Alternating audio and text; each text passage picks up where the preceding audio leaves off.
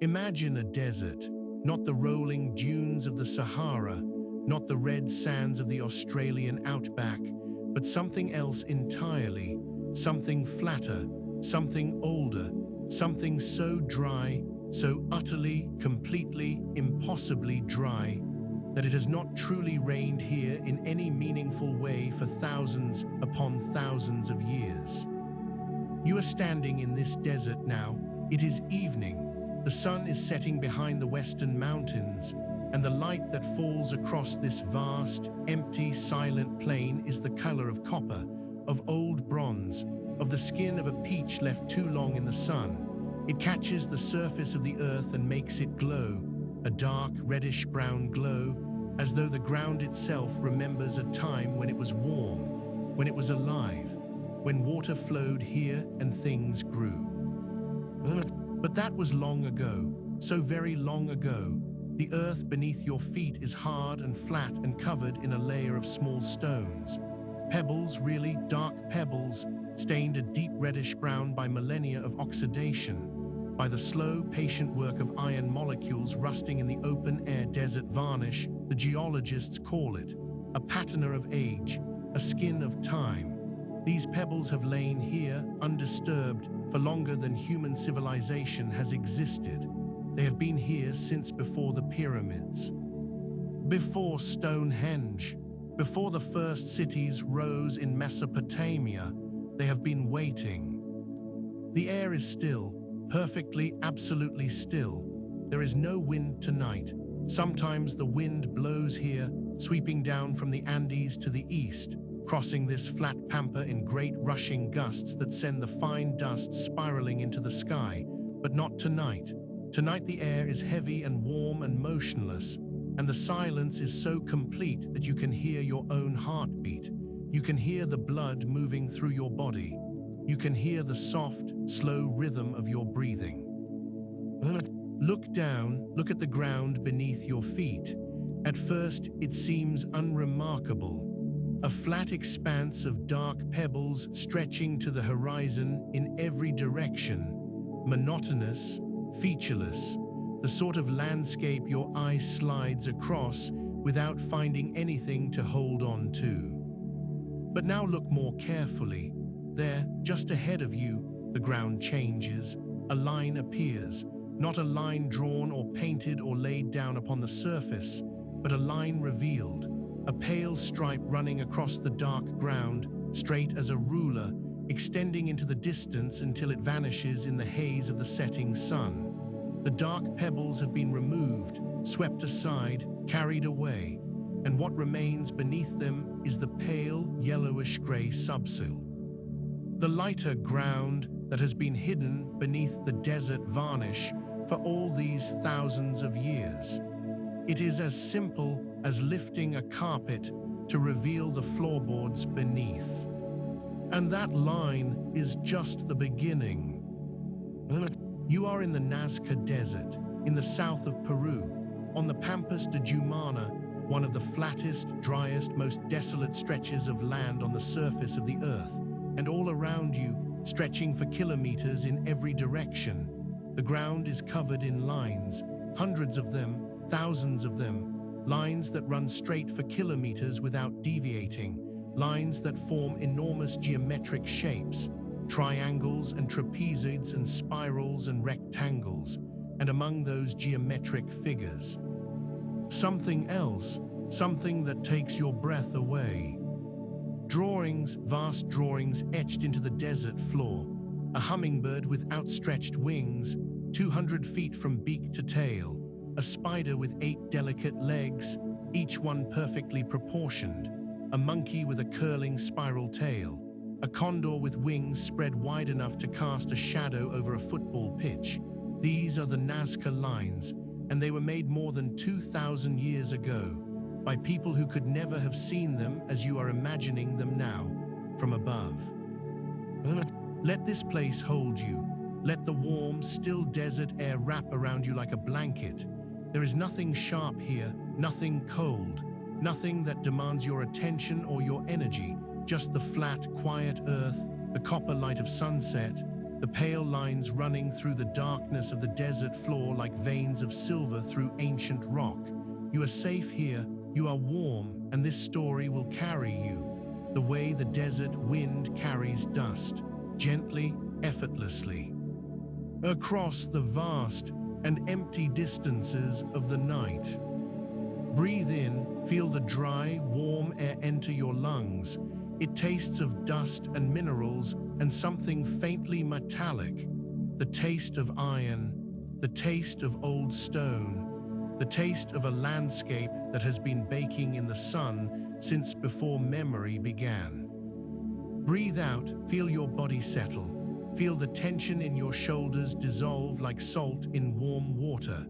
Feel the small muscles around your eyes relax. Feel the weight of the day lift from you and drift away across the Pampa, becoming smaller and smaller, until it vanishes in the distance like one of those impossible straight lines disappearing into the haze. You are here, you are still, and the story is beginning, the oldest story in this desert, the story of lines drawn in the dust for gods who lived in the sky. To understand the Nazca Lines, you must first understand the people who made them, and to understand those people, you must understand the land they lived in, because the coast of Peru is one of the strangest landscapes on Earth. It should not support human life at all, and yet, for thousands of years, it has supported some of the most remarkable civilizations the world has ever known. The western coast of South America is a desert, a long, narrow strip of arid land pressed between the Pacific Ocean to the west and the towering wall of the Andes Mountains to the east. The Humboldt Current, a river of cold water that flows northward along the coast from Antarctica, keeps the air cool and dry.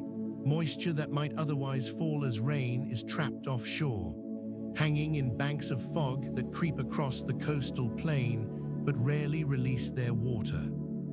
The result is one of the driest environments on the planet. In some parts of this coastal desert, it rains less than a millimeter per year. There are places where no rain has been recorded in living memory. There are places where the earth has not felt water from the sky in centuries. And yet people lived here, thrived here, built civilizations here. They did it by mastering water, by finding it where it hid, in the rivers that tumbled down from the Andes, in the underground aquifers that lay beneath the bone-dry surface, in the fog that drifted in from the ocean on certain mornings. They built irrigation systems of extraordinary sophistication. They channeled river water across the desert in canals that stretched for kilometers. They dug wells. They created oases of green in a landscape of brown. The Nazca Valley, where the lines are found, is one of these oases, or rather, it was. Several rivers flow down from the Andes through this region, cutting narrow green corridors through the desert. Along these river corridors, between roughly 200 BCE and 600 CE, a civilization flourished. A civilization of farmers and weavers and potters and priests. A civilization that built no great pyramids and left no written records. But that created something perhaps even more extraordinary, something that would not be fully appreciated for 2,000 years, something that was meant to be seen from the sky. The Nazca people. They were not the first inhabitants of this region. The Paracas culture had preceded them, flourishing along the southern coast of Peru from roughly 800 BCE to 100 BCE. The Paracas people were extraordinary weavers and embroiderers, creating textiles of such beauty and complexity that they are considered among the finest ever produced by any civilization in history. Their funeral bundles, the elaborately wrapped mummy packages in which they buried their dead, contained layer upon layer of intricately woven and embroidered cloth, depicting animals and gods and supernatural beings in vivid colors that have survived for over 2,000 years in the dry desert air. The Paracas people also made geoglyphs. On the hillsides overlooking the coast, they carved figures into the slopes, human shapes and animal shapes visible from the valleys below. The most famous of these is the candelabra of Paracas, an enormous trident-shaped figure carved into a sandy hillside overlooking the Bay of Pisco. It is over 150 meters tall. It can be seen from 20 kilometers out to sea, and no one knows what it means. The Nazca culture grew from Paracas' roots. Archaeologists see the transition in the pottery, in the textiles, in the burial practices. The Paracas tradition of fine weaving continued and evolved. The Paracas practice of carving figures into the landscape continued and evolved. But the Nazca took it further, much further. They moved from the hillsides to the flat desert Pampa. They moved from figures that could be seen from nearby valleys to figures that could only be seen, truly seen, from the air. And they did this at a time when no human being could fly.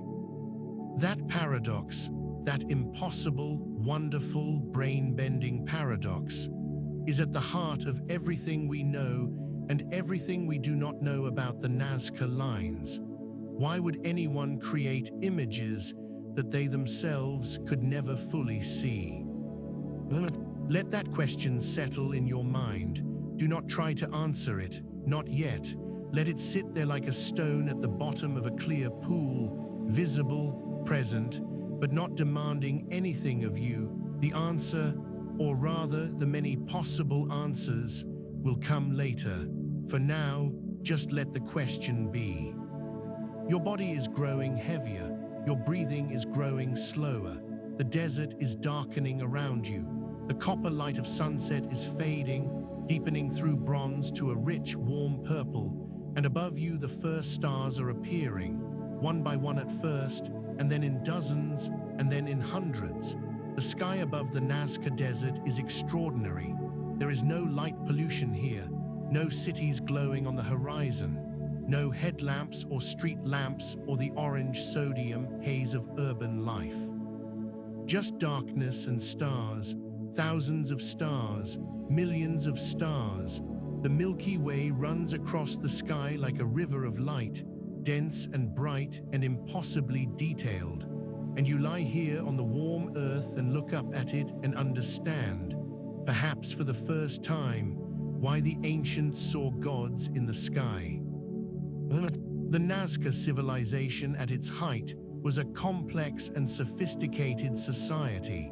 They had no writing system that we know of, no script, no hieroglyphs, no symbols that recorded language, but they had other forms of expression, and those forms were spectacular. Their pottery is among the most distinctive in the pre-Columbian world. Nazca ceramics are immediately recognizable, painted in rich, bold colors, reds and oranges and whites and blacks and grays, with designs that depict the natural world and the supernatural world in vivid, often startling detail. Hummingbirds and condors and fish and monkeys, killer whales and foxes and spiders, but also stranger things, heads, severed human heads, trophy heads. Depicted with closed eyes and stitched lips and hair streaming behind them. The imagery is beautiful and disturbing in equal measure. It speaks of a culture that was intimately connected to the natural world and intimately connected to death. Their textiles were equally remarkable. Building on the Paracas tradition, Nazca weavers created fabrics of extraordinary complexity, using cotton and the wool of llamas and alpacas, dyed in brilliant colors extracted from plants and minerals and insects. They wove patterns that echo the designs on their pottery, the same hummingbirds, the same condors, the same killer whales and supernatural beings. The textiles served practical purposes, clothing and blankets and burial wrappings. But they also served spiritual purposes. They were offerings, they were messages, they were a language spoken in color and thread. The Nazca were farmers. They grew maize and beans and squash and cotton. They cultivated the coca plant.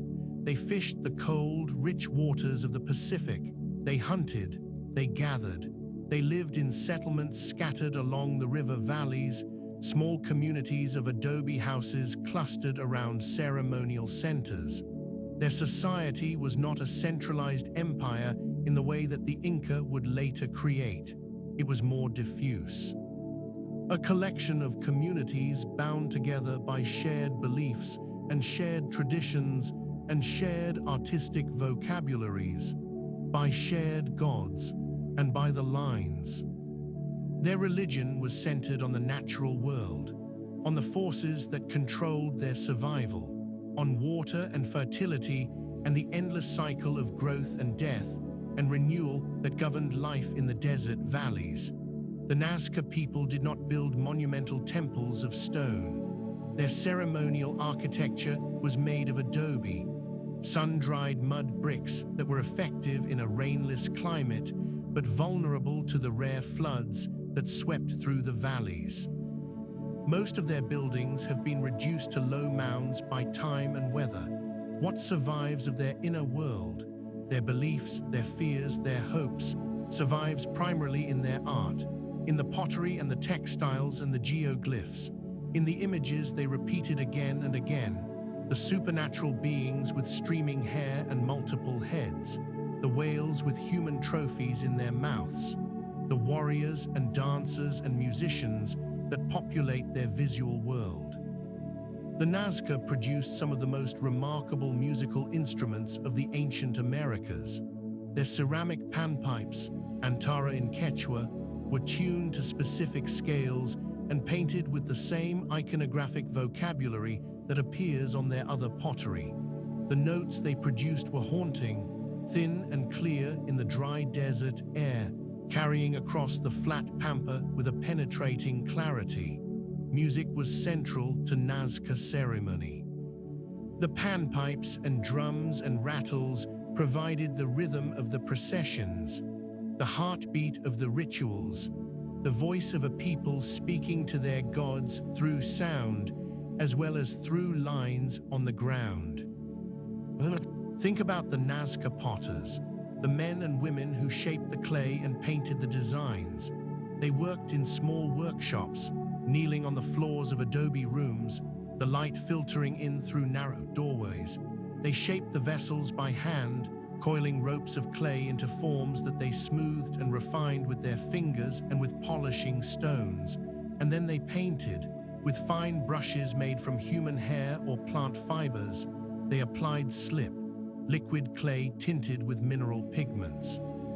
In the vivid colors that make Nazca pottery instantly recognizable, iron oxide for red, manganese for black, kaolin for white, they painted hummingbirds and spiders and killer whales.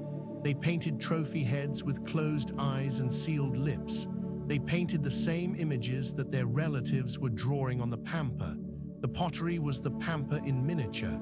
The Pampa was the pottery writ large. The visual language was the same. The message was the same. The prayer was the same. And then the pots were fired, in kilns fueled by the wood of the Huarango trees that grew along the river banks. The beautiful pottery and the charcoal that fired it were both products of the landscape, both dependent on the same fragile balance of water and soil and climate that sustained everything in the Nazca world. When the trees were gone, the pottery would change. The late Nazca ceramics are less elaborate, less colorful. The artistic tradition was fading even before the civilization collapsed. The connection between the loss of the Huarango forests and the decline of artistic production is not proven, but it is suggestive. When the land dies, the art dies with it. The ceremonial heart of the Nazca world was a place called Cahuachi. It lies in the Nazca Valley, a complex of enormous adobe mounds and platforms built on a natural hill beside the Nazca River. For centuries, archaeologists assumed that Cahuachi was a city, a capital, a place where thousands of people lived and worked and governed the Nazca territory. But excavation has revealed something different, something more interesting. Cahuachi was not a city, it was a pilgrimage center, a place of ceremony, a place where people gathered at certain times of the year to perform rituals and make offerings and seek the favor of the gods. The permanent population was small, a community of priests and temple attendants, but at festival times, the population swelled. Thousands of people streamed in from the surrounding valleys, bringing offerings of pottery and textiles and food and coca leaves. They came to pray, they came to feast, they came to bury their dead in the sacred ground near the temples. The great mound at Cahuachi, Templo Mayor, rises over 20 meters above the valley floor.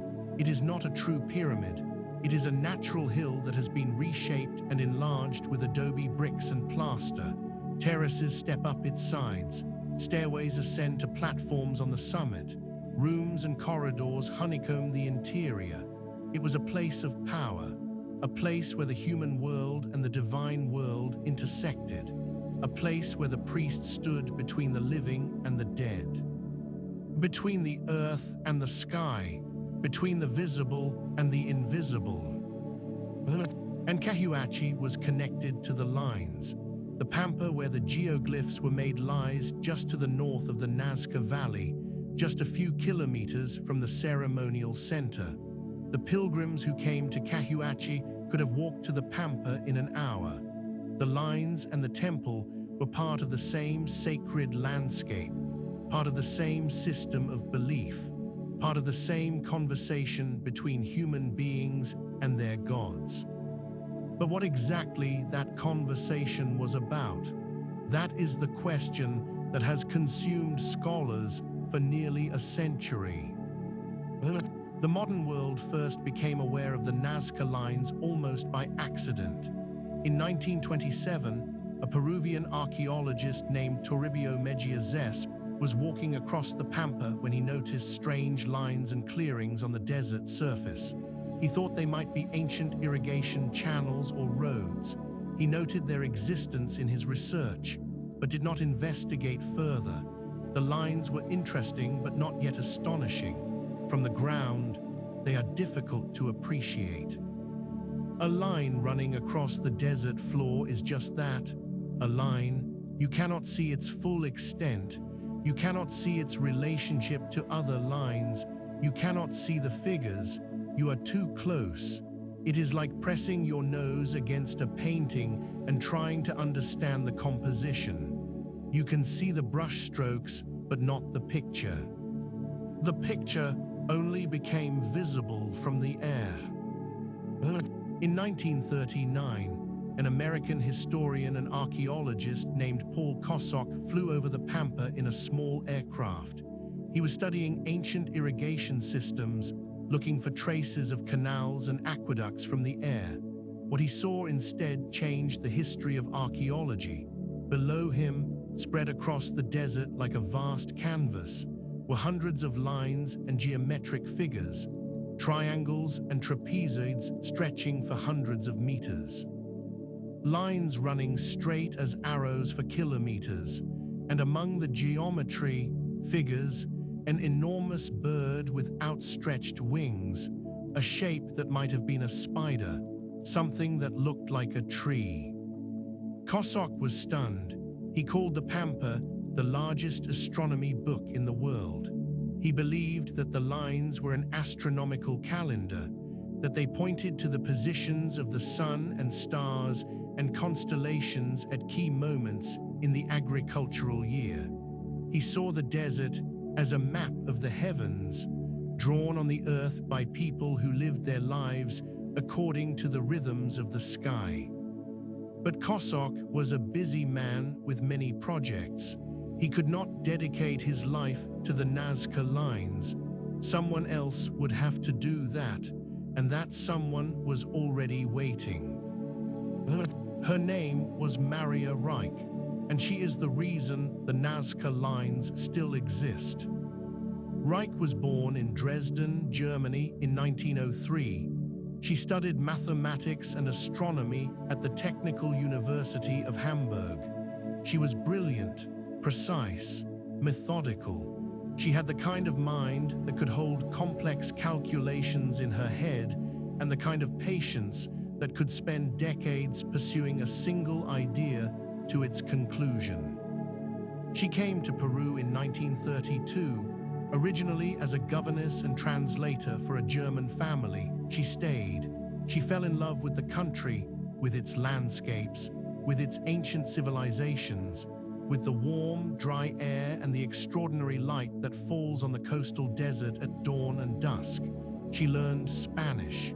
She immersed herself in the culture. She found, in Peru, a sense of purpose that had eluded her in Germany. When she met Paul Kosok in the early 1940s and learned about his discovery on the Pampa, something clicked. She knew immediately and with absolute certainty that this was her life's work. Kosok showed her his aerial photographs. He pointed out the lines and the figures. He explained his theory that they were astronomical in nature, and Reiche, with her mathematical mind, her astronomer's understanding of celestial mechanics, her extraordinary patience and precision, saw immediately that this was a puzzle worthy of a lifetime, perhaps more than a lifetime, but she would give it everything she had. Reiche moved to the Pampa, not to a comfortable house in the nearby town of Nazca, to the Pampa itself. She lived in the desert. She walked the lines, she measured them, she mapped them. She crawled on her hands and knees across the hot, dusty surface of the earth with a tape measure and a compass and a notebook. She worked alone. She funded herself. She had almost no money. She ate simply. She wore simple clothes. She sacrificed everything. Comfort, wealth, social life, the conventional expectations of a woman in mid-20th century South America, for the lines. For 50 years, for 50 extraordinary, single-minded, devoted years, Maria Reiche studied the Nazca Lines. She made the first detailed maps. She identified dozens of figures that had never been recorded. She developed theories about their astronomical significance. She calculated the angles of lines and compared them to the positions of stars and the movements of the sun. She was convinced, absolutely convinced, that the lines were a giant astronomical calendar, that they pointed to the solstices and equinoxes, that they tracked the movements of the Pleiades and Orion and other celestial markers, that the Nazca people had used the Pampa as a vast observatory, drawing their observations on the Earth the way a modern astronomer might draw them on a chart. But her greatest contribution was not her theories, it was her protection. The Nazca Lines are fragile, incredibly fragile. The dark pebbles that cover the Pampa are loose. They can be kicked aside by a footstep, driven over by a vehicle, swept away by a careless visitor. The figures that have survived for 2,000 years could be destroyed in an afternoon by a single truck driving across the desert. And in the mid-20th century, that is exactly what was beginning to happen. The Pan American Highway, the great road that runs the length of South America, was built directly across the Pampa in the 1930s. It cut through several of the figures. It destroyed parts of lines that had endured since before the birth of Christ. And beyond the highway, farmers and squatters and mineral prospectors were beginning to encroach on the desert edges. Tracks were being cut. Rubbish was being dumped. The lines were being erased. Maria Reiche fought back. She campaigned, she lectured, she wrote. She badgered government officials and international agencies and anyone who would listen. She demanded protection for the lines.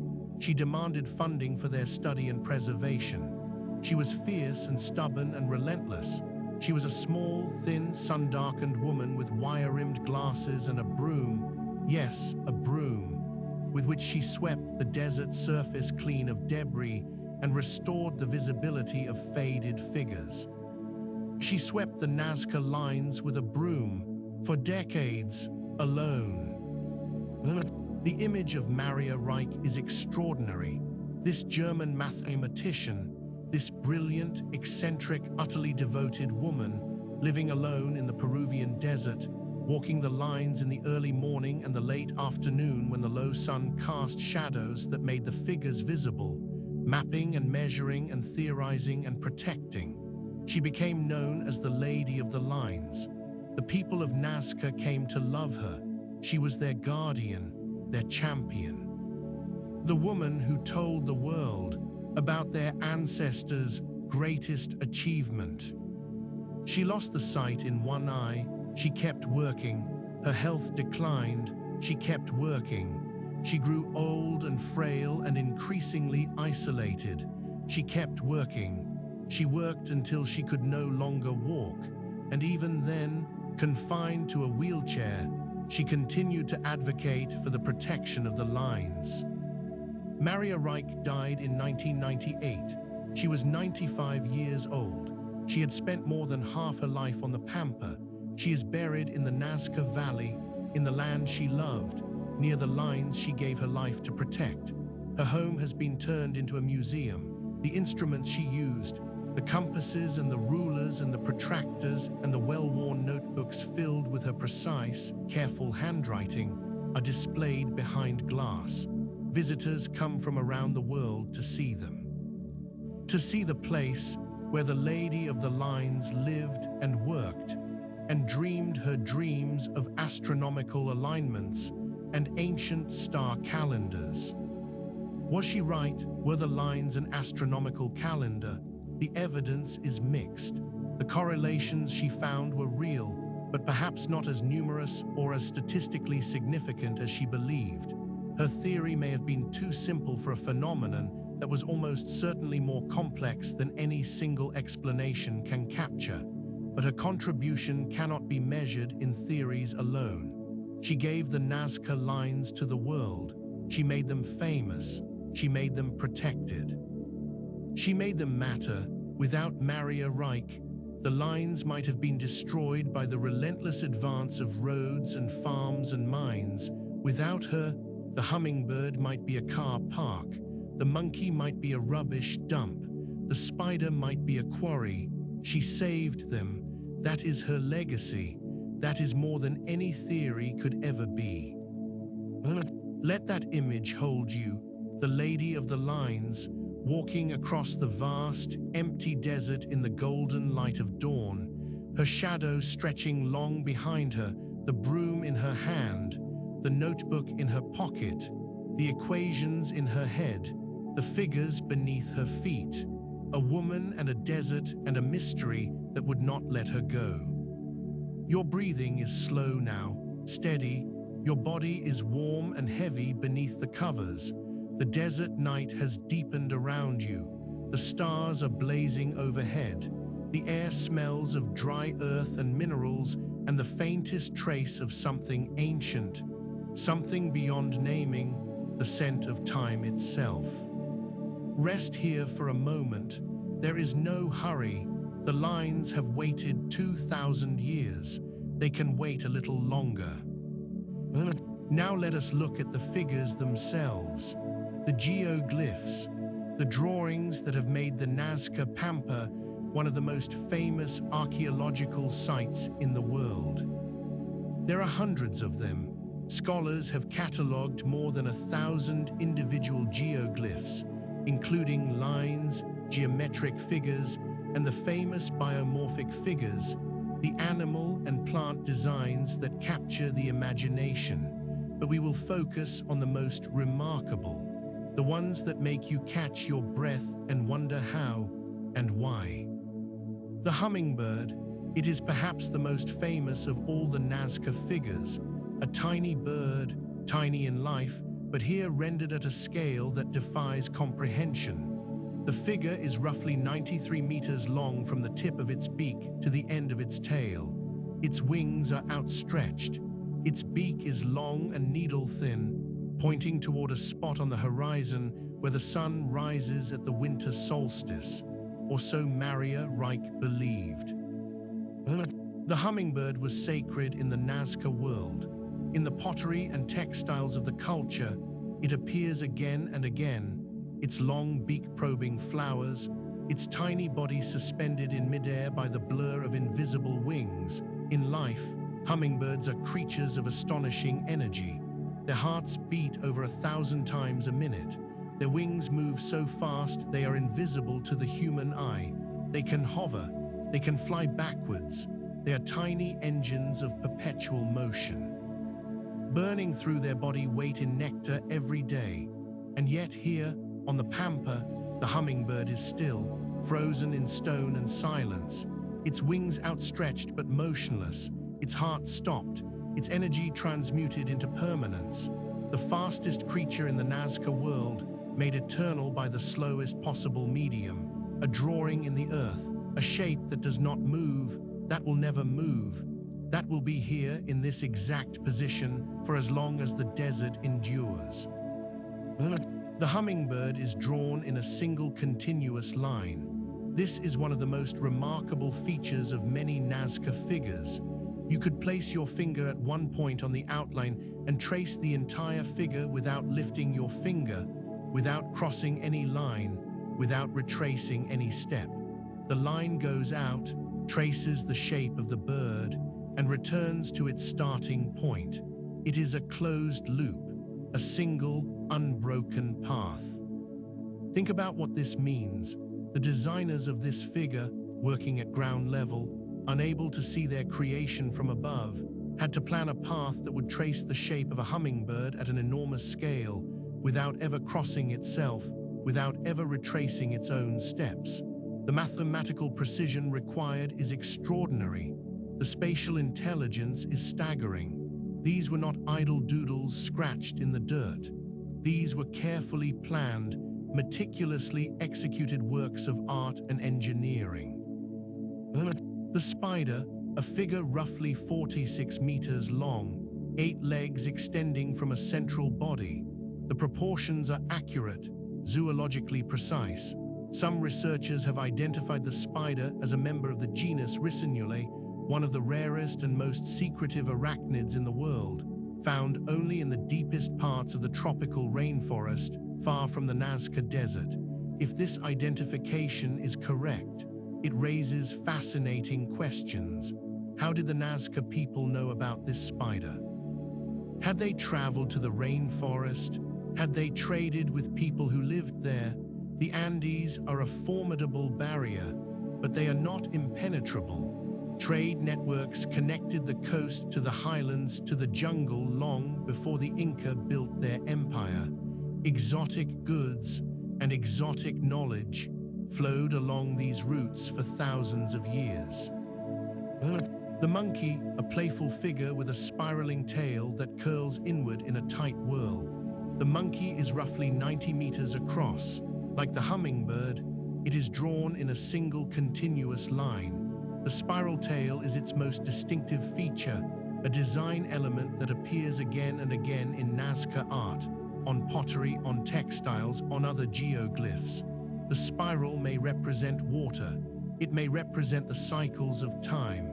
It may represent something else entirely, but it is beautiful.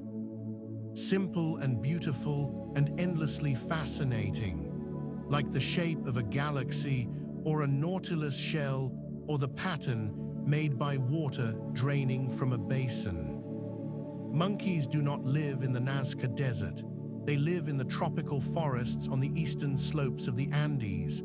Their presence in Nazca iconography, like the spider, speaks to the wide-ranging connections of this coastal civilization. The Nazca people knew the jungle, they knew its creatures. They incorporated them into their art and their belief system. The monkey was important to them. Why, we do not know, but its image, spiraling across the desert floor for 2,000 years, endures. condor, the great bird of the Andes, wings spread wide, over 130 meters from tip to tip. The condor was sacred throughout the Andean world. It was associated with the upper realm, the sky, the domain of the gods. In Inca mythology, the condor, the puma, and the serpent represented the three levels of existence: the sky, the earth, and the underworld. The Nazca people predated the Inca by 1,000 years. But the reverence for the condor may stretch back even further. In the ancient Andean worldview, the condor carried the sun across the sky. It was the messenger between the world of the living and the world of the gods. When a condor circled overhead, the Nazca people may have looked up and felt the gaze of the divine looking down. The bird could see the lines. The bird could see the figures. The bird was the eye of heaven, and the drawings on the desert were meant for its sight. The figure is powerful, even reduced to a simple line drawing on the desert floor. You can feel the majesty of the bird, the enormous wingspan, the broad, flat tail, the head small in proportion to the body as it is in life. It is a portrait, an accurate, respectful, loving portrait of a creature that the Nazca people saw soaring above them every day, riding the thermals that rise from the desert floor, circling on motionless wings in the thin, clear air above the Andes. The condor figure is also drawn as a single continuous line. You could walk its entire outline, starting at one point and returning to the same point, without ever crossing your own path, and the path is long. To walk the outline of the condor at a normal pace would take you the better part of an hour of walking in the hot desert sun, following a path that traces the shape of a great bird, a bird that you cannot see because you are inside it. Walking its body the way a prayer walks through a mind, one step at a time, one word at a time, until the circuit is complete and the prayer is done. The whale, or perhaps the orca, a large marine figure, roughly 63 meters long, with a body that tapers to a pointed tail. The Nazca people were intimately connected to the sea. The Pacific coast is only 50 kilometers from the Pampa. Fish and shellfish were staples of the Nazca diet. Whales and orcas would have been visible from the shore. Enormous, mysterious, powerful creatures breaching and spouting in the cold Humboldt current waters. The orca in particular appears frequently in Nazca art, depicted on pottery with a fearsome, toothed mouth and sometimes holding a human head. The orca was a creature of power, of danger, of the deep. The astronaut. This is the most controversial of all the Nazca figures, carved onto a hillside rather than the flat pampa. It depicts a human-like figure with a rounded head that some observers have compared to an astronaut's helmet. It is roughly 30 meters tall. Its right arm is raised, as though waving or pointing or reaching for the sky. The popular name is misleading, of course. The figure is not an astronaut. It is almost certainly a priest or a deity or a supernatural being. The rounded head may represent a headdress or a mask. The raised arm may be a gesture of power or prayer, but the figure's nickname speaks to something deeper, the enduring human desire to explain the Nazca Lines through the lens of the extraordinary, of the impossible, of the otherworldly, because the lines are so vast, so mysterious, so seemingly beyond the capabilities of an ancient desert civilization, that people have reached for extraordinary explanations, extraterrestrial visitors, landing strips for alien spacecraft, messages to beings from other worlds. These theories are not supported by evidence, not a shred. The Nazca Lines were made by the Nazca people with simple tools and extraordinary patience and sophisticated planning. They did not need aliens. They did not need technology from the future. They needed what they had: intelligence, devotion, organization, and time. The tree, it stands roughly 70 meters tall on the desert floor, its trunk straight and solid, its branches extending outward in symmetrical pairs. It is not any particular species of tree.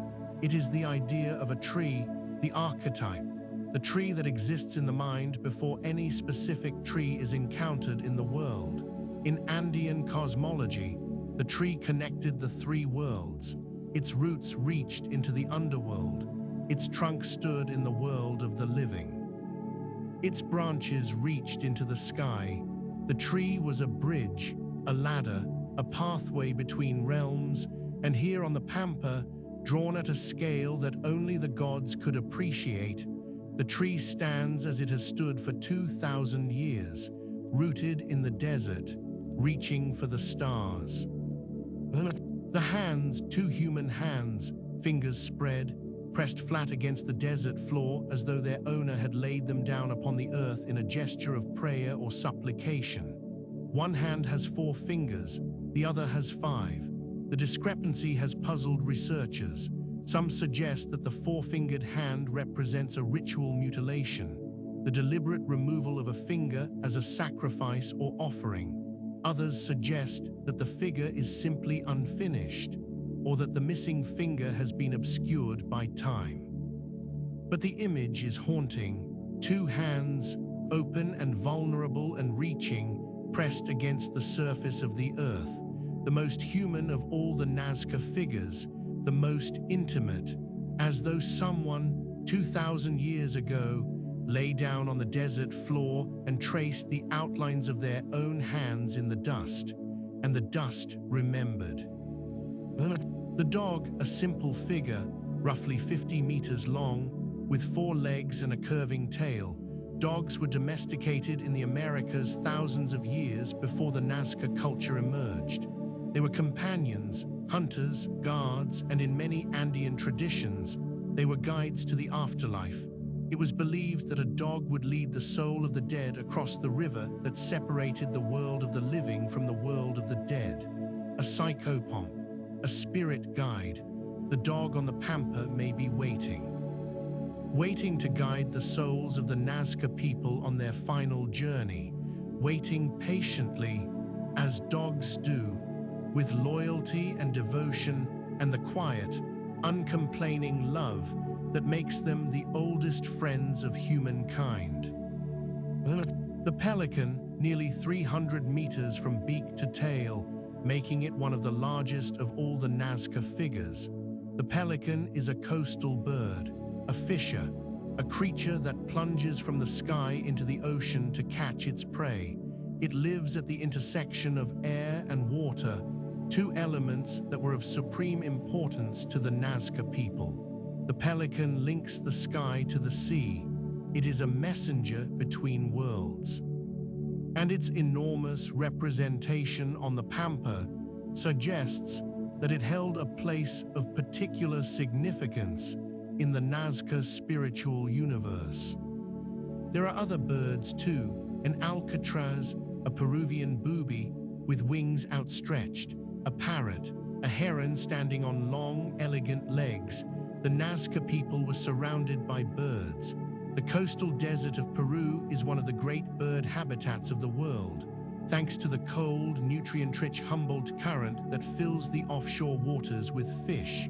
Millions of seabirds nest along this coast, their guano, their droppings, accumulated for millennia on the offshore islands, forming deposits hundreds of meters deep that would later be mined as fertilizer.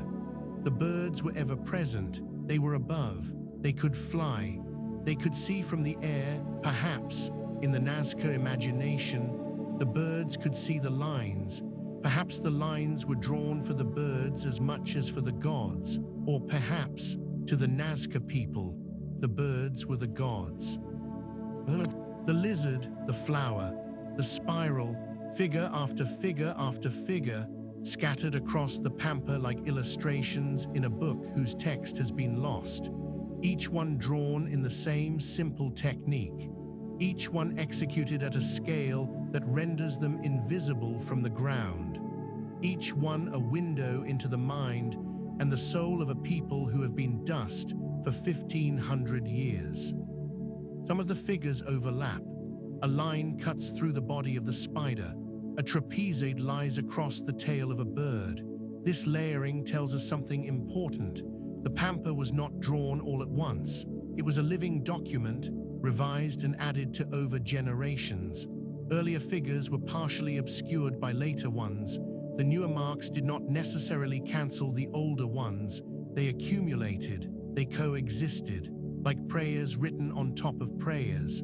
The Pampa became denser with meaning over time.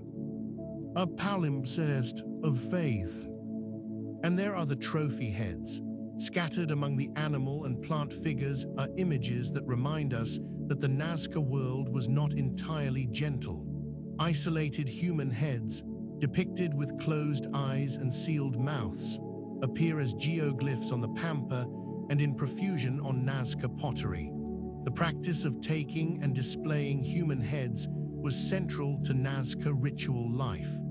Archaeologists have found actual trophy heads in Nazca burials.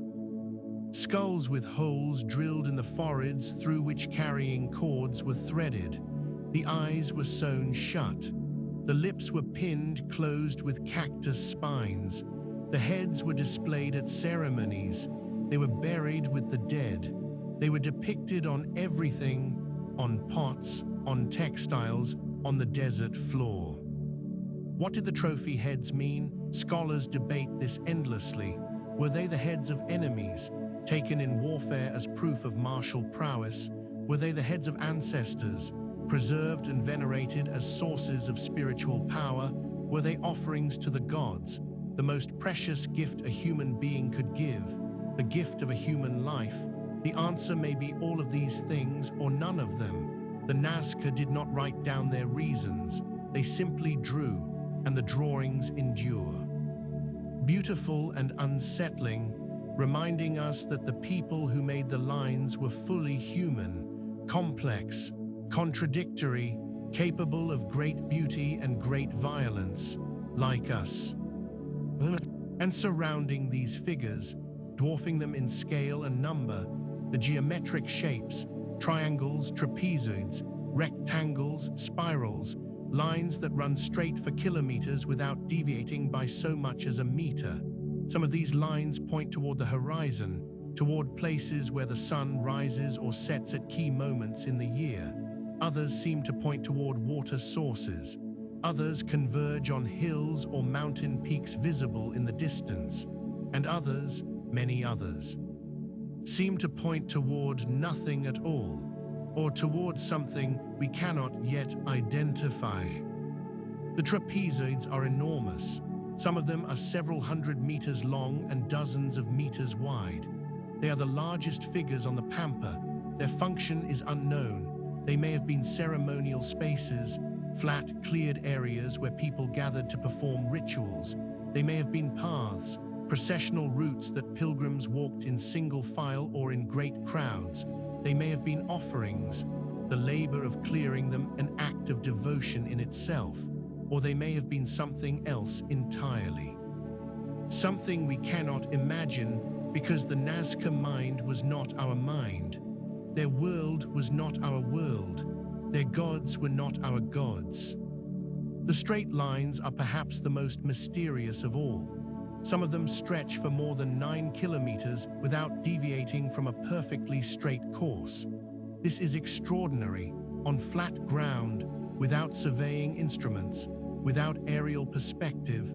Maintaining a straight line over such a distance is a remarkable achievement.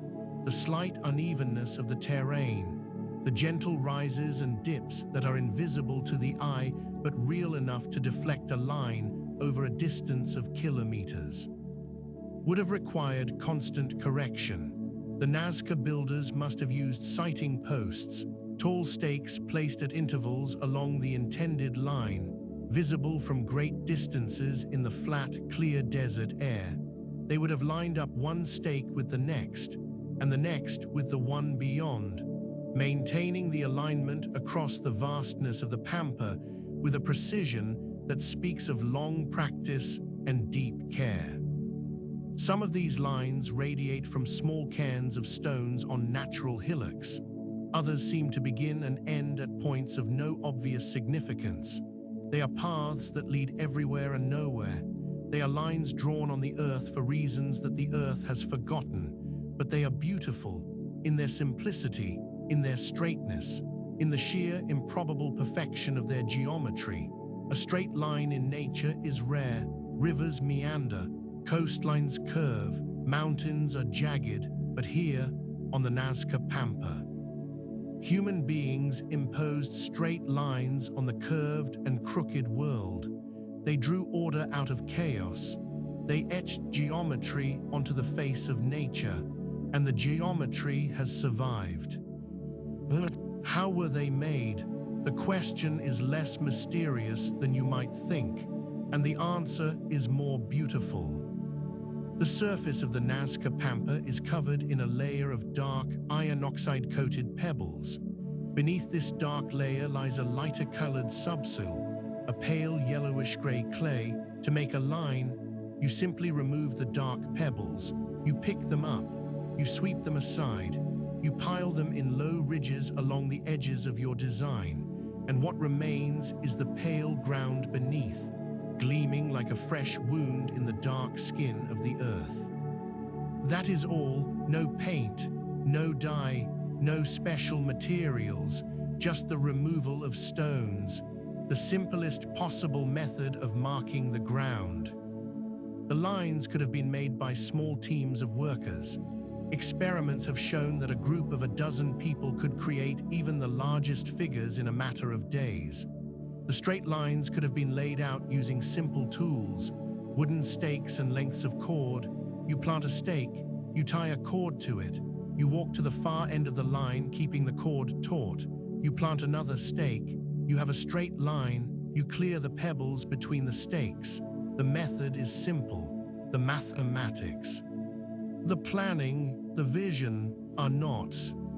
The figures would have been designed at small scale first, perhaps drawn in the sand with a stick, perhaps sketched on a piece of cloth or a slab of clay. Then the design would have been scaled up, using a grid system, perhaps, or a system of proportional measurements. A small drawing can be enlarged to any size if you maintain the proportions. You divide the small drawing into squares. You divide the ground into corresponding squares, each one much larger. You copy the contents of each small square into the corresponding large square.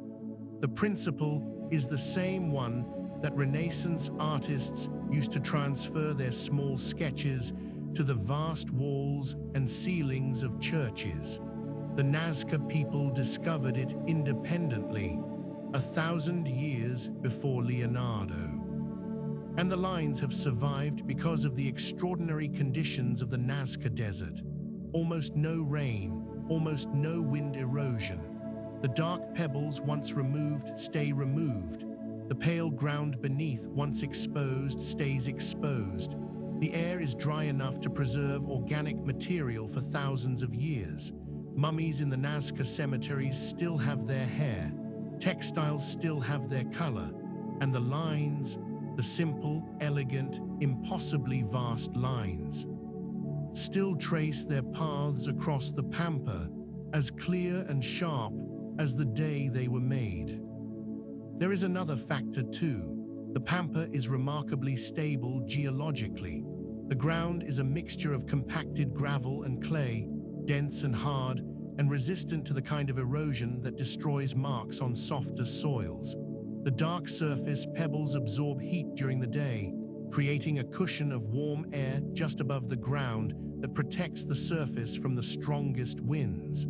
The wind blows over the heated air layer rather than across the bare surface. It is a natural preservation system. The desert protects itself, and in protecting itself, it protects the lines. Imagine being here when the lines were being made. Imagine standing on the Pampa 2,000 years ago, watching the workers. They move in teams, small groups of men and women, kneeling on the hot ground, lifting the dark pebbles with their hands and dropping them into woven baskets. The work is repetitive, monotonous, back-breaking under the desert sun, but it is not meaningless. Every stone lifted is a prayer. Every basket carried is an offering. The workers are not laborers. They are worshippers, and the line they are clearing is not a line, it is a path to the gods. A foreman walks the line ahead of them. He holds a long cord stretched between two stakes, keeping the workers on course. He checks the alignment constantly, looking back toward the starting point, looking ahead toward the next marker. The line must be straight. The line must be true. The gods are watching. The sky has eyes, and what the sky sees must be perfect. Behind the workers, the cleared ground gleams pale in the afternoon light, a fresh wound in the dark skin of the earth, but not a wound, a message, a letter written in stone and clay and the labor of human hands. The workers do not need to see it from above. They know what it says, they know what it means. They have been told by the priests, they have been shown by the shamans. The line points toward the mountain where the water sleeps. The line asks the mountain to wake. The work continues for days, for weeks. The sun beats down, the dust rises, the baskets fill and empty and fill again, and slowly, painfully slowly, the line extends across the Pampa. 100 meters, 500 meters, a kilometer, 2, 3, always straight, always true, always pointing toward the same spot on the distant horizon where the mountain waits. And when the line is done, when the last pebble has been lifted and the last basket carried away, the workers stand at one end and look along its length. They cannot see the other end. It is too far away. The line stretches to a point and vanishes in the heat haze, but they know it is there. They know it is straight. They know the gods can see it, and they know the gods are pleased. You are drifting now, you can feel it. The way the darkness has softened around you, the way the stars have blurred, not dimming but spreading, their light diffusing into the warm night air like watercolor paint spreading through water. Your thoughts are becoming gentle, unhurried. They rise and fall like the chest of someone sleeping, like the slow, steady breathing of the desert itself. This is good. This is exactly where you need to be, on the edge, on the border between waking and sleeping, where the story and the silence begin to merge, where the lines on the ground and the lines of your thoughts become the same thing, fading and reappearing, leading you forward, always forward, into the warm, dark, comfortable distance.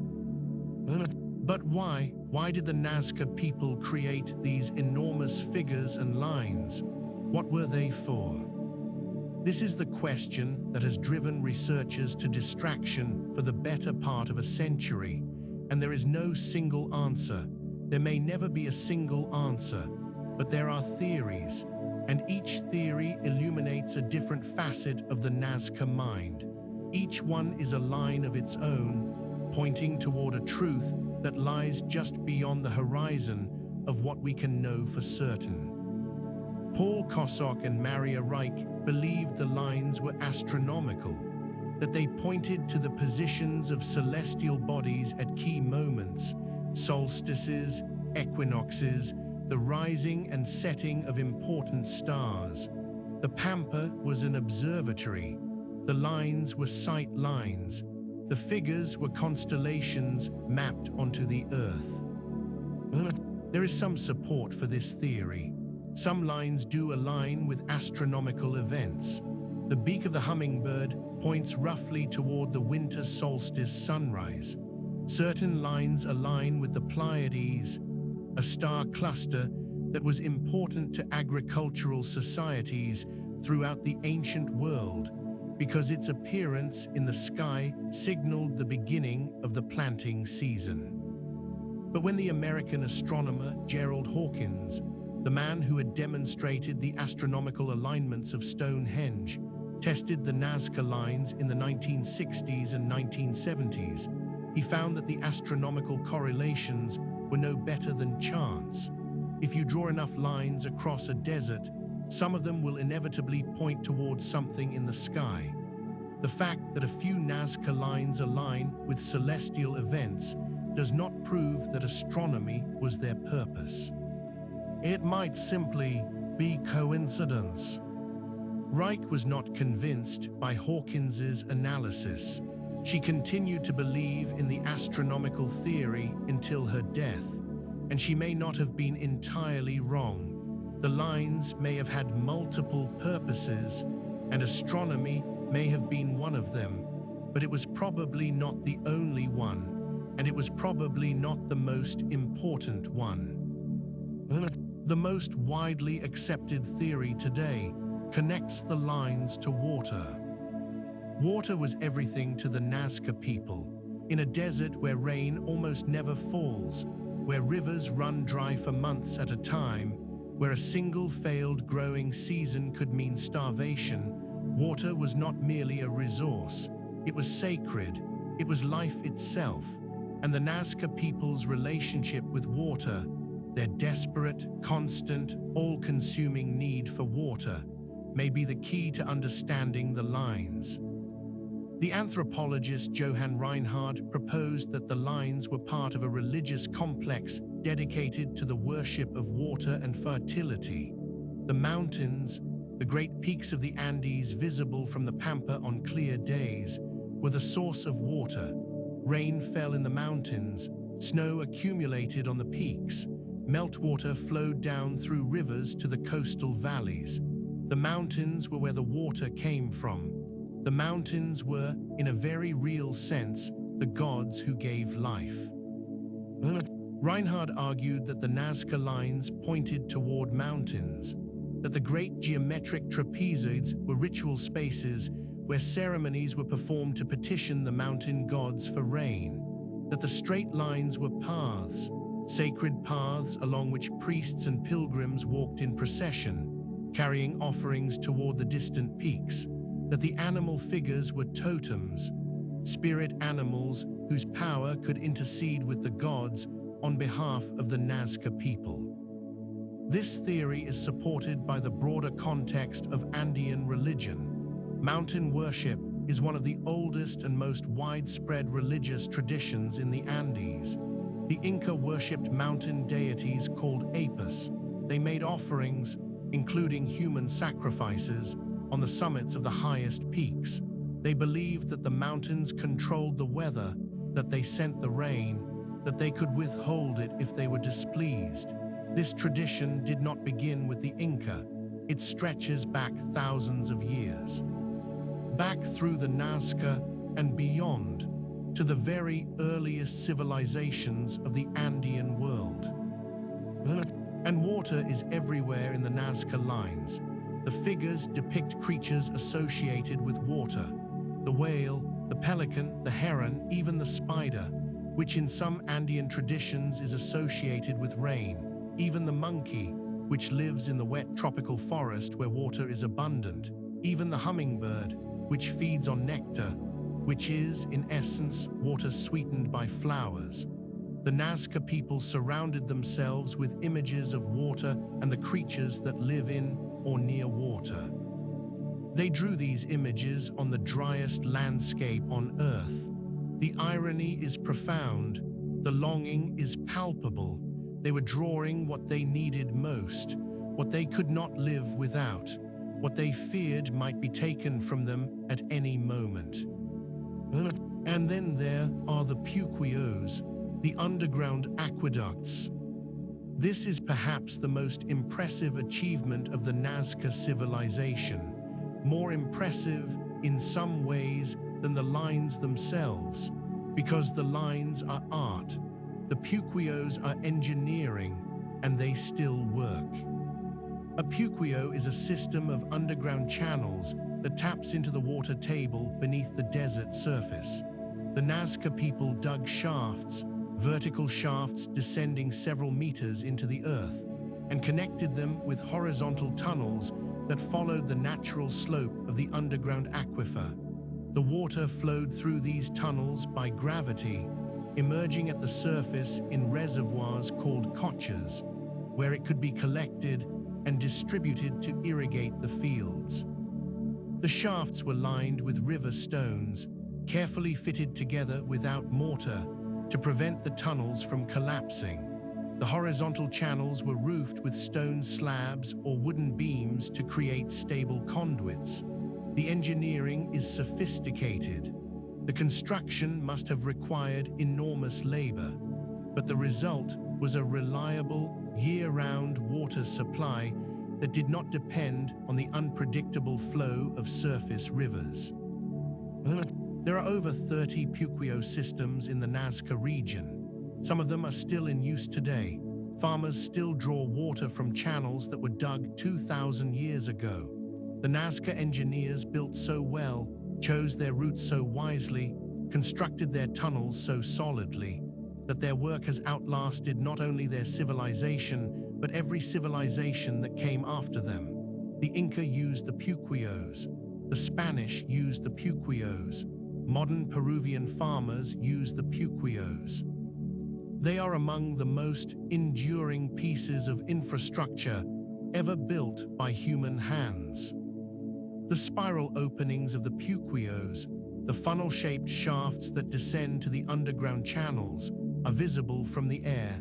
Some researchers have suggested that they may be related to the spiral motifs found in the Nazca geoglyphs. The spiral descending into the earth, reaching down toward water. It is a compelling connection. The Pampa, covered in images of water creatures and spirals and lines pointing toward mountains, and beneath it, the Puquios, reaching down into the earth to find the water that the lines above are praying for. Another theory proposes that the lines were paths, not symbolic paths, actual paths, routes that people walked in procession as part of religious ceremonies.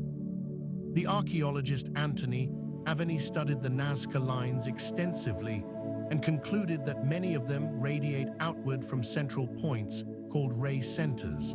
These ray centers are often natural hills or small rises in the otherwise flat Pampa. Lines converge on them from many directions, like the spokes of a wheel. Aveni proposed that these ray centers were gathering points, places where different communities came together for ceremonies. Each community maintained its own set of lines. Walking the lines was the ceremony, the act of walking, of physically moving across the sacred landscape, was itself a form of prayer. This theory is supported by evidence found on the lines themselves. Broken pottery fragments have been found along many of the lines and within the geometric figures. These fragments appear to be from vessels that were deliberately smashed as offerings. The pilgrims walked the lines. They carried pots of water or chicha, the fermented maize beer that was central to Andean ritual life. They poured libations on the ground. They smashed the vessels. The broken shards are still there, scattered across the pale ground of the cleared lines. Silent witnesses to ceremonies performed under a sky that looked exactly as it looks tonight. Imagine the ceremony. It is dusk. The sun is sinking behind the western mountains, painting the sky in the colors of fire. From the valley below, from the settlements beside the river, a procession emerges. Dozens of people, perhaps hundreds. They are dressed in their finest textiles, the brilliant reds and oranges and yellows of Nazca weaving. The priests lead the way, wearing elaborate headdresses, carrying staffs decorated with feathers and gold. Behind them come the musicians, playing clay panpipes and drums. The music is simple and repetitive, a driving rhythm that matches the pace of the walking, a melody that rises and falls like the breath of the desert itself. The procession climbs the gentle slope from the valley floor to the Pampa. They pass through the transition zone where green gives way to brown, where the irrigated fields end and the desert begins. And then they are on the Pampa, on the sacred ground. The music changes, becomes slower, more solemn. The drummers soften their strokes. The panpipes play a melody that sounds like wind through a canyon, like water over stones, like a prayer that the earth might hear. They walk along a line, a straight line that stretches before them toward the darkening horizon. The cleared path is pale beneath their feet, the yellowish-gray subsoil cool in the evening air. On either side, the dark pebbles of the untouched desert. They walk in single file, or perhaps in pairs. The line is not wide enough for more. They walk and they play and they chant, and the sound carries across the flat, empty desert with a clarity that is almost supernatural. A voice raised here can be heard for a kilometer. A drum beat carries even further. The Pampa is an amphitheater. The desert is a sounding board, and the procession fills it with human sound, with the ancient, urgent, desperate music of a people asking the earth and the sky for water. At the end of the line, at the Reiche center where several lines converge, they stop, they gather. The priests perform their rituals. Coca leaves are burned. Chicha is poured on the ground. Pottery vessels are deliberately shattered, their fragments scattered across the cleared surface as offerings that will endure for millennia. Perhaps a trophy head is unwrapped from its cloth and held up toward the sky. Perhaps the llama that has been led in the procession is sacrificed, its blood spilled on the sacred ground. Its life given to the gods in exchange for the life-giving water that the gods control. The ceremony ends. The procession returns to the valley in the darkness. The stars come out, and the Pampa is silent again, but the broken pottery remains. The scattered coca leaves remain, the offerings remain, and the lines remain, pointing toward the mountains, pointing toward the gods, pointing toward water. There is yet another possibility, that the lines served not one purpose but many, that they were simultaneously astronomical markers and water prayers and ceremonial paths and social boundaries and works of art, that different figures served different purposes, that the same figure might serve different purposes at different times of year, that the Pampa was a multivalent landscape, a place where many meanings overlapped and coexisted. The way many threads overlap and coexist in a piece of woven cloth. The Nazca people were, above all, weavers, and perhaps the Pampa was their greatest textile, woven not from thread, but from lines of cleared stone, creating a pattern whose full complexity we may never unravel. Take another breath now, a deep one.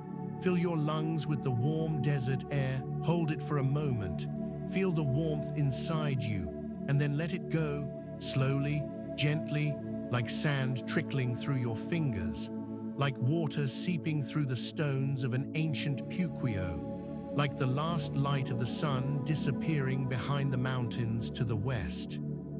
You are deeper now, closer to sleep. The story is becoming softer, its edges less defined, its details less sharp. This is not a failure of attention. This is the natural, beautiful, necessary process of letting go, of releasing the grip of consciousness, of allowing the mind to do what it has been waiting to do all day, to rest, to stop, to sink into the warm, dark, comfortable earth of sleep, the way water sinks into the desert ground, slowly, deeply, finding its own level. The Nazca civilization did not last forever. Nothing does. Sometime around 500 CE, the Nazca world began to unravel, and the cause, with a cruel irony that echoes across the centuries, was water, or rather, the lack of it. Archaeologists and climatologists have pieced together the story from multiple sources. Tree rings, ice cores from Andean glaciers, pollen records from lake sediments. The evidence points to a catastrophic combination of natural disaster and human folly. The Nazca people had always lived on the edge of habitability, the edge of sustainability. Their desert home was productive only because of the rivers that flowed from the Andes and the puquios that tapped the underground water. When the water was sufficient, they thrived. When it was not, they suffered. Around 500 CE, a series of El Niño events struck the coast of Peru. El Niño, the periodic warming of Pacific Ocean waters, brings paradoxical effects to the Peruvian coast. Torrential rains fall on a landscape that has almost no vegetation to hold the soil in place. Flash floods tear down the river valleys. Mudslides bury settlements. The very water that the Nazca people had prayed for, had drawn lines and figures and spirals and prayers across the desert to summon, came all at once, in devastating, destructive torrents. But the El Niño rains were only part of the story. The Nazca people had been cutting down the Huarango trees that once grew along the river valleys. The Huarango, Prosopis limensis, is a remarkable tree. Its roots reach down more than 50 meters, tapping into deep groundwater that no other plant can reach. Its canopy provides shade. Its fallen leaves enrich the soil. Its roots hold the earth together. The Huarango was the keystone species of the Nazca ecosystem. The tree that held everything in balance. And the Nazca people cut them down for fuel, for building material, for the charcoal needed to fire their beautiful pottery. Tree by tree, generation by generation, they removed the Huarangos from the valley floors, and with each tree that fell, the landscape became more vulnerable, the soil became more exposed, the ground dried out, the water table dropped, the microclimate shifted. When the El Niño floods came, there were no roots to hold the soil. The floodwaters carved through the unprotected valleys like knives through butter. Topsoil washed away, fields were destroyed, irrigation channels were filled with sediment. The carefully maintained puquios were damaged and silted up. And then the floods stopped, and the drought returned. But now the landscape was wounded, stripped of its trees, stripped of its topsoil, stripped of its resilience. The desert, which had always been waiting at the margins of the Nazca world, advanced. The fields turned to dust. The rivers ran dry earlier each year. The water table sank below the reach of even the deepest puquios. The Nazca civilization did not collapse in a single dramatic event. It faded, it withered, it crumbled slowly, the way adobe crumbles in the rare rains that do occasionally fall on this coast. Community by community, valley by valley, the Nazca people abandoned their settlements. Some migrated to higher ground. Some were absorbed into the wary culture that expanded from the highlands in the 7th century. Some simply disappeared from the archaeological record, their last pottery unfired, their last textiles unwoven, their last lines undrawn on the Pampa. Cahuachi was abandoned around 500 CE. The great mounds were sealed. Offerings were placed in the rooms before they were filled with earth. The priests left. The pilgrims stopped coming. The festival fires went dark, and the desert, patient, implacable, eternal, began its slow work of reclamation. But the lines remained. That is the extraordinary thing. The civilization died. The people scattered. The cities crumbled to dust. But the lines, the simple, elegant, impossibly vast lines, endured. The desert that had killed the Nazca culture also preserved its greatest achievement. In a wetter climate, the lines would have been erased by rain within decades. In a landscape with more wind, they would have been obscured by shifting sand within centuries. But the Nazca Pampa is so dry, so still, so utterly, completely, impossibly unchanging that the lines survived, intact, clear, sharp, waiting for someone to fly overhead and notice them. The centuries passed. The wary empire, based in the highlands near modern-day Ayacucho, expanded into the Nazca region in the 7th century. They found the Pampa. They saw the lines. Whether they understood them, whether they recognized them as the sacred marks of a vanished people, we do not know. The wary had their own gods, their own traditions, their own ways of speaking to the sky, but they left the lines undisturbed. Perhaps they feared them, perhaps they respected them. Perhaps they simply did not care about marks on a desert floor when there were valleys to conquer and resources to extract. After the wary, the Ica culture, and after the Ica, the Chincha, and after the Chincha, the Inca. The great empire of the Andes swept down from the highlands in the 15th century and absorbed the coastal valleys into their vast dominion. The Inca transformed the landscape. They built roads. They established administrative centers. They imposed their language, Quechua, and their religion on the conquered peoples, but they did not destroy the lines. The Pampa was too remote, too empty, too vast. The lines were invisible from the ground, and the Inca did not fly. The greatest geoglyphs in the world lay hidden in plain sight, waiting for the age of aviation to reveal them. And then the Spanish came. In the 1530s, Francisco Pizarro and his small band of conquistadors toppled the Inca Empire and claimed Peru for Spain. The Spanish were interested in gold, in silver, in souls to convert. They were not interested in faint marks on a desert floor hundreds of kilometers from the centers of power. The lines slept on, undiscovered, unrecognized, unharmed. For 400 years, the Nazca Lines lay in their desert like a letter in a sealed envelope, written, addressed, waiting to be opened, waiting for the moment when human beings would gain the ability to rise above the earth and see what the desert had been holding for them all along. And when that moment came, when the first aircraft flew over the Pampa and the first photographs were taken and the first maps were drawn, the world was astonished. Nothing like this had ever been found. Nothing like this existed anywhere else on Earth. Enormous drawings, visible only from the air, created by a civilization that had no means of flight. It was a paradox wrapped in a mystery. It was a gift from the past to the future. A message sent 2,000 years ago that had only just been received. The Nazca people could not have known that one day humans would fly. They could not have imagined aeroplanes or helicopters or drones or satellites. And yet they drew for the sky. They drew for whatever eyes existed above them, gods or spirits or condors or the stars themselves.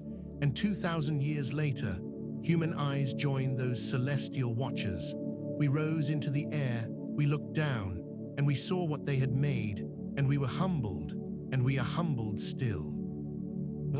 In 1994, the Nazca Lines were inscribed as a UNESCO World Heritage Site. The designation recognized what Reiche had fought for decades to establish, that the lines are one of the most remarkable achievements of the ancient world, a unique and irreplaceable expression of human creativity and spiritual aspiration. But the threats have not gone away. The Pan-American Highway still cuts across the Pampa. Urban expansion from the town of Nazca creeps closer to the protected area. Illegal mining operations scar the landscape. And in 2014, Greenpeace activists walked onto the Pampa near the Hummingbird figure to unfurl a protest banner. Their footprints damaged the delicate surface of the geoglyph. The incident made international headlines and provoked outrage in Peru. It was a reminder of how fragile these ancient drawings are, how easily they can be harmed, how a few careless steps can undo what 2,000 years of desert preservation have maintained. Climate change poses new threats. The El Niño cycle that helped destroy the Nazca civilization continues to affect the region. Unusually heavy rains in recent years have caused flooding that has damaged some of the lines. As the global climate warms, as weather patterns become more extreme and less predictable, the extraordinary stability that has preserved the Nazca Lines for 2 millennia may begin to erode. And yet, even as old threats persist and new ones emerge, new discoveries are being made. In recent years, teams of researchers using drones and satellite imagery and artificial intelligence have identified hundreds of previously unknown geoglyphs. In 2019, a team from Yamagata University in Japan used AI image analysis to identify 143 new figures, including humanoid forms, snakes, two-headed serpents, and abstract shapes that had never been catalogued. Many of these newly discovered figures are smaller than the famous ones, some only a few meters across. They were made earlier, perhaps by the Paracas people, and they depict different subjects: decapitated heads, warriors, supernatural beings with wild, streaming hair. The desert still has secrets. The Pampa is still revealing itself. 2,000 years after the last line was drawn, we are still finding new figures hidden in the ancient ground. In 2022, another team announced the discovery of 168 additional geoglyphs using a combination of drone photography and AI pattern recognition. These newer discoveries include figures that are very different from the famous animal geoglyphs. They depict humans, often in groups. They depict severed heads. They depict what appear to be scenes of ritual activity. Many of them are located not on the open pampa, but on the slopes of hills at the edges of the flat zone, places where they would have been visible from the paths that connected the valley settlements to the desert above. This suggests a more complex picture of the geoglyph tradition. The famous animal figures on the flat pampa, the hummingbird, the monkey, the condor, may represent a later phase of geoglyph making. The earlier phase, associated with the Paracas and early Nazca periods, may have focused on smaller hillside figures that could be seen from below. Over time, the tradition evolved. The figures moved from the hillsides to the flat desert. They grew larger. They became more abstract. They shifted from being viewed from nearby valley floors to being viewable only from directly above. The scale increased as the intended audience changed, from human observers to divine ones. And new technology is not only finding figures, but helping us understand how they were used. LiDAR, light detection and ranging, can see through vegetation and reveal features invisible to the naked eye. Drone photography can capture the lines at angles and in lighting conditions that reveal details invisible from conventional aircraft. Geographic information systems can map the relationships between lines and figures and landscape features with a precision that Reiche, with her tape measure and compass, could never have achieved. The picture that is emerging is of a landscape far more complex than anyone previously imagined. The Pampa was not a blank canvas on which the Nazca people drew a few hundred figures. It was a palimpsest, a layered document. Different communities, over many centuries, added their own marks to the landscape. Some figures were drawn over older figures, Some lines cut across earlier lines. The Pampa accumulated meaning over time. The way a cathedral accumulates chapels and tombs and stained glass windows, each generation adding its own contribution to the sacred space. The question of social organization is important too. Who decided where the lines would be drawn? Who designed the figures? Who organized the labor? Some scholars suggest that individual kin groups, extended families or clans, were responsible for specific sets of lines. Each group maintained its own section of the Pampa. Each group cleared its own lines and performed its own ceremonies. The Reiche centers, the hills where multiple lines converge, may have been neutral ground. Meeting places where different groups came together for shared rituals. The Pampa may have been divided into territories, invisible to us but perfectly clear to the Nazca people. Each territory marked by its own set of lines and figures, each one a signature, a claim, a statement of identity and belonging. This would explain the overlapping figures. When one group's line crossed another group's territory, it was not necessarily an act of disrespect or erasure. It may have been an act of connection, of alliance, of shared purpose. The lines intersected the way social relationships intersect, weaving a web of connections across the flat, featureless desert, creating a map not of geography but of community, of kinship, of the bonds that held the Nazca world together. And there is one more thing worth considering. The act of making the lines may have been as important as the finished product. In many traditional societies, the process of creating a ritual object is itself a ritual act.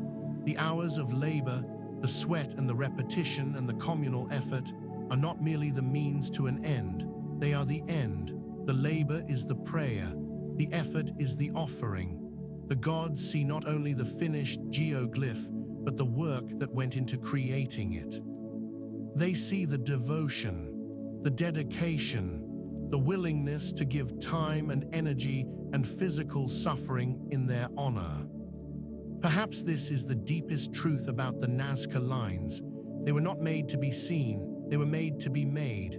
The act of clearing the stones was the act of worship. The procession of workers, kneeling in the desert sun, lifting pebble after pebble after pebble, was itself the ceremony, and when the line was complete, it was not the beginning of its sacred life, it was the culmination. The line on the ground was the record of the prayer that had already been offered. The receipt, if you like, for a transaction between humans and gods that had already taken place. There is something deeply moving about this, something that goes beyond archaeology and history and into the territory of the spiritual. The Nazca people drew on the earth for beings who could see from above. They made art that they themselves could never fully appreciate. They created beauty on a scale that only the gods, or the birds, or the stars could comprehend. Think about what that means. Think about the faith it implies. These were people who believed, with an absolute, unwavering, life-shaping certainty, that there were eyes in the sky, that the gods were watching, that every line drawn on the desert floor was seen and noted and valued by beings in the upper world. They were not drawing for themselves. They were not drawing for each other. They were drawing for the divine. And there is something beautiful in that. Something that transcends the specifics of Nazca religion and speaks to something universal in the human experience. The desire to be seen, the desire to communicate with something larger than ourselves, the desire to leave a mark, a message, a prayer on the surface of the earth, to say we were here, we lived, we believed, we hoped, we feared, we loved, and we drew these lines in the dust to prove it. The stars are wheeling above you now, slowly, so slowly that you cannot perceive their movement unless you fix your gaze on a single point and wait. But they are moving. The great wheel of the southern sky is turning, as it has turned every night since the earth was formed. The Southern Cross hangs above the Andes. The Pleiades glitter like a handful of diamonds scattered across black velvet. And the Milky Way, the great river of light that the Nazca people must have known intimately, arches from horizon to horizon, painting the sky with the light of 100 billion suns. Somewhere down there, on the dark pampa below the stars, the hummingbird points its beak toward the horizon. The spider extends its delicate legs. The monkey curls its spiral tail. The condor spreads its wings. They have been here since before the Roman Empire fell. They will be here long after the last human eye has looked upon them. They are patient. They are permanent. They are drawn in the earth by hands that believed the sky was watching. And the sky is watching tonight. The sky is always watching. The stars see everything. They see the lines and the figures and the trapezoids and the spirals. They see the pale paths cutting through the dark pebbles. They see the patterns that the Nazca people made for them 2,000 years ago on this flat, dry, silent, beautiful desert. And they see you lying in your bed, warm beneath your covers, your eyes growing heavy, your thoughts growing soft, your breathing growing slow. They see you and they do not judge, they do not demand, they simply watch, the way they have always watched, with the infinite patience of light that has been traveling through the void for millions of years and has finally, gently arrived. Come back now to the Pampa, one last time, come back to the desert in the deep of night. The air has cooled, not cold. The desert still radiates the warmth it absorbed during the day. But the fierce heat of afternoon is gone. The temperature is pleasant now, comfortable. The kind of warmth that makes you want to lie down on the earth and close your eyes and let the slow, steady pulse of the ground beneath you lull you towards sleep. The pebbles have cooled too. You can feel them under your hands if you press your palms to the ground, small and round and smooth, polished by millennia of wind and sun. Each one is a tiny world. Each one has been here since before humans walked this continent. They are older than language, older than thought. They are fragments of the Andes themselves, washed down from the mountains by ancient rivers that no longer flow, deposited here on the flat pampa millions of years ago, and left. Simply left, to wait, to oxidize, to darken with the slow patterner of time until they became part of the desert's skin. And beneath them, beneath the dark pebbles, the pale ground holds its shapes. The hummingbird, the spider, the monkey, the condor, they cannot be seen in this darkness. Not from down here, not from the ground. They are invisible in the night, as they are invisible in the day to anyone standing among them. But they are there, you can feel them. The way you can feel the presence of someone standing behind you in a dark room. The way you can feel the weight of history in an ancient place. The shapes are in the ground. The ground remembers them. The earth holds them the way a mind holds a dream, even when the dreamer has forgotten. Walk across the Pampa now, in your imagination, in the warm darkness. Feel the crunch of pebbles beneath your feet. Feel the vast, open sky above you, pressing down with the gentle weight of infinity. There is nothing between you and the stars, no trees, no buildings, no hills, just the flat earth and the curved sky and you, a single point of consciousness moving through the darkness. The way the Nazca priests must have moved through this same darkness 2,000 years ago. Walking the lines they could not see, following paths they knew by heart, navigating by the stars and the mountains and the ancient, bone-deep knowledge of a landscape they had been born in and would die in. You are drifting now, you can feel it. The way the desert and the bedroom have become the same place. The way the warmth of the covers and the warmth of the night air are the same warmth. The way the silence of the Pampa and the silence of your room are the same silence. You are here and you are there. You are now and you are then. The boundaries are dissolving. The edges are softening. The lines between waking and sleeping are fading. The way the Nazca lines fade at the edges of the Pampa, becoming less defined, less certain, less insistent, until they merge with the unmarked earth and disappear. This is good, this is right. This is what the night is for. Let the dissolution happen. Let the boundaries blur. Let yourself become part of the warm, dark, undifferentiated space that lies between one thought and the next, between one breath and the next, between one heartbeat and the next. In those spaces, in those gaps, sleep waits, patient as stone, old as the desert, warm as the earth. The Nazca lines are sleeping now. They sleep the way they have slept every night for 2,000 years, flat against the earth, facing the sky, their pale surfaces catching the faint starlight and reflecting it back into the void. The hummingbird sleeps with its beak pointing east. The spider sleeps with its legs extended. The monkey sleeps with its tail curled tight. The condor sleeps with its wings spread wide, dreaming, perhaps, of the thermals it will ride when the sun returns. The desert sleeps. The dark pebbles cool in the night air. The pale lines glow faintly, like paths of moonlight on a dark sea. The puquios murmur beneath the earth, water moving slowly through ancient channels. The sound of life persisting in a landscape of death. Even in the driest desert on earth, water finds its way. Even in the darkest night, light finds its way. Even in the deepest sleep, dreams find their way. The night deepens. The temperature continues to fall, slowly, gently, degree by degree. The warm stone of the desert releases its heat into the sky, and the sky takes it and holds it and carries it away into space.